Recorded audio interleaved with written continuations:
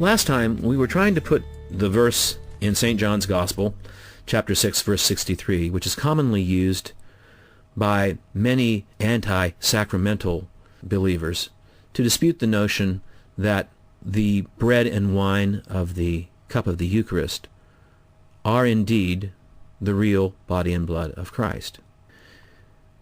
We were looking at the chapter in its context, which is really in the context of the feeding of the 5,000. It involves a lengthy discussion between Jesus and the people who have come to seek him, seeking after fleshly sustenance, genuine, real, earthly, body-sustaining bread. And Jesus attempts to raise their minds beyond and above their temporal concerns, their concerns about just feeding the body, to help them begin to understand their spiritual need, and to understand that he is the spiritual food who comes down from God, who comes from heaven, comes into the world to bring true life to humankind.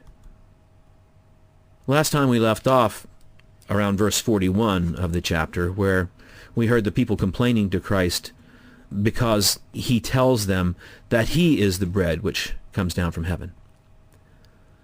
As I pointed out as we were finishing last time, their initial complaint, though, is not about Jesus referring to himself as bread.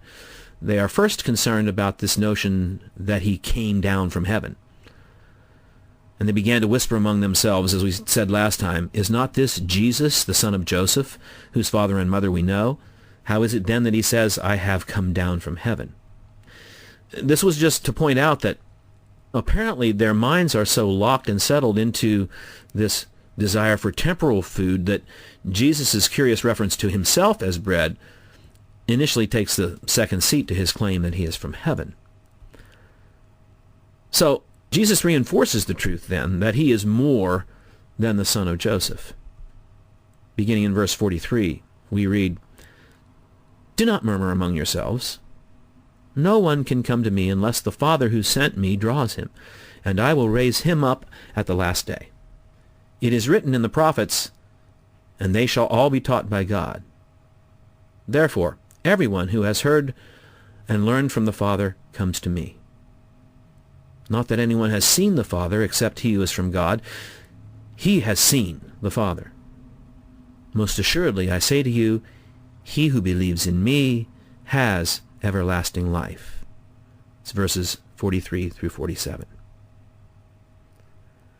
"Believe I am from the Father in heaven. Believe that I am the giver of everlasting life," the Christ exhorts them. By these words, he seeks to shake the people out of their preoccupation with temporal earthly concerns. Then he begins to direct them as to how they may partake of that everlasting life. He says, "I am the bread of life. Your fathers ate the manna in the wilderness and are dead. This is the bread which comes down from heaven, that one may eat of it and not die. I am the living bread which came down from heaven. If anyone eats of this bread, he will live forever. And the bread that I shall give is my flesh, which I shall give for the life of the world." That's verses 48 through 51. When Jesus identifies the bread from heaven as his flesh, the crowd becomes agitated. As verse 52 tells us, "The Jews therefore quarreled among themselves, saying, 'How can this man give us his flesh to eat?'" These words utterly stupefy those gathered there. But let us recognize that the reason they caused them such consternation is that these Jews are still thinking about everyday sit-down at the table food. So how is the Christ going to serve himself up to them like he distributed the loaves and fishes the day before? And his flesh? No Jew would consent to cannibalism. So the crowd is dumbfounded. But Jesus doesn't answer their question. He just takes the whole business deeper, further challenging their already taxed minds.